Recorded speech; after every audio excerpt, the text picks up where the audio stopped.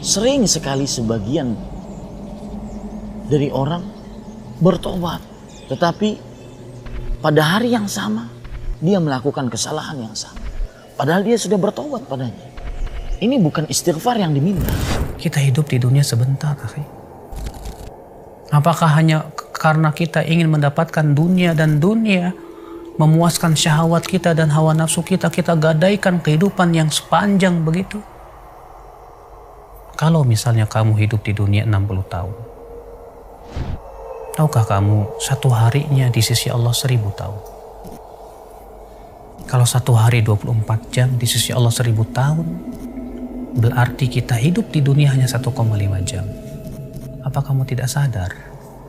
Apakah hanya untuk 1,5 jam kamu gadaikan kehidupan yang tiada tara? Tidakkah kamu berpikir, akhi, saudaraku, kita ini manusia yang kelak akan dimintai pertanggungjawaban oleh Allah Subhanahu wa taala. Segera kita sadar, segera kita taubat kepada Allah Subhanahu wa taala. Bangun tidur sampai tidur kembali. Adakah kita lepas dari dosa dan maksiat? Tidak ada. Tetapi meskipun demikian, hal itu tidak boleh mengecilkan hati kita untuk mengharapkan ampunan dari Allah Azza wa Jalla. Jangan sampai kita putus asa. Allah Azza wa Jalla katakan, "Qul ya ibadiyalladzina asrafu ala anfusihim la taqnatu min rahmatillah. Innallaha yaghfiru adh-dhunuba jami'an. Innallaha yaghfiru adh-dhunuba jami'an. Innahu huwal ghafurur rahim." Katakanlah kepada hamba-hambaku yang tenggelam dalam dosa dan maksiat, jangan kalian putus asa dari rahmat Allah.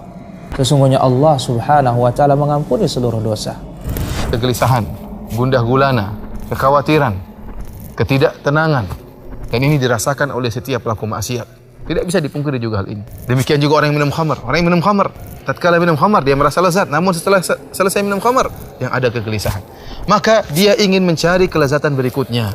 Sehingga maksiat tadi menjerumuskan dia kepada maksiat berikutnya. Kenapa? Dia ingin mencari kelezatan yang telah hilang tersebut. Kelezatan yang bersifat sementara.